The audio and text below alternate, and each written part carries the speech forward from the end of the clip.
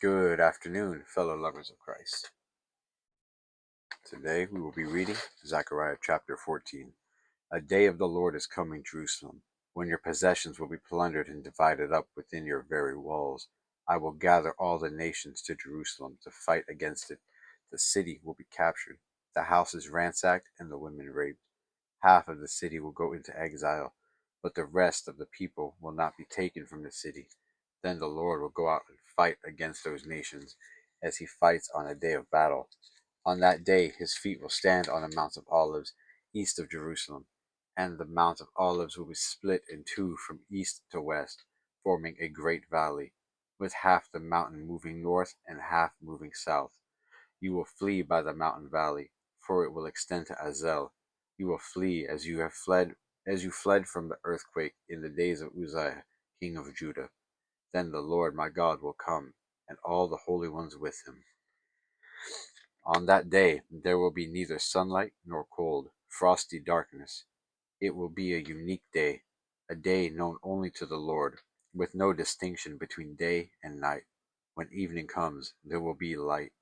On that day living water will flow out from Jerusalem, half of it east to the Dead Sea, and half of it west to the Mediterranean Sea, in summer and in winter. The Lord will be king over the whole earth. On that day there will be one Lord, and his name the only name. The whole land from Geba to Rimmon, south of Jerusalem, will become like Araba.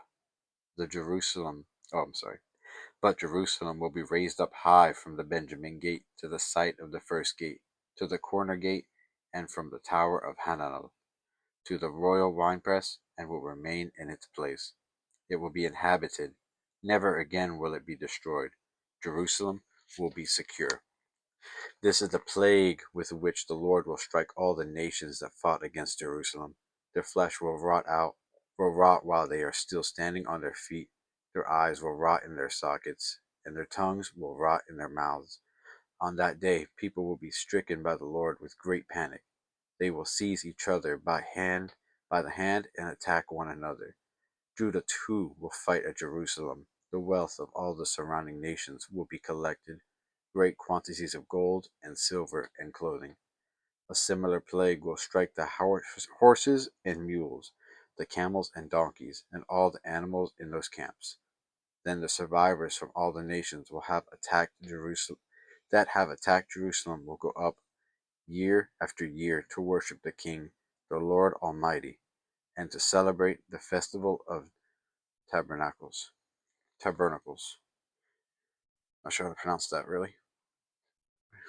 If any of the people of the earth do not go up to Jerusalem to worship the King, the Lord Almighty, they will have no rain. If the Egyptian people do not go up and take part, they will have no rain. The Lord will bring on them the plague he inflicts on the nations that do not go up to celebrate the festival of the tabernacle. This will be the punishment of Egypt and the punishment of all the nations that do not go up to celebrate the festival of the tabernacles. On that day, holy to the Lord, will be inscribed on the bells of the horses, and the cooking pots in the Lord's house will be like the sacred bowls in front of the altar. Every pot in Jerusalem and Judah will be holy to the Lord Almighty, and all who come to sacrifice will take some of the pots and cook in them. And on that day there will be no longer a Canaanite in the house of the Lord Almighty. Tomorrow we will begin the book of Malachi. Have a blessed night. Remember, Jesus loves you. God be with you in all you do.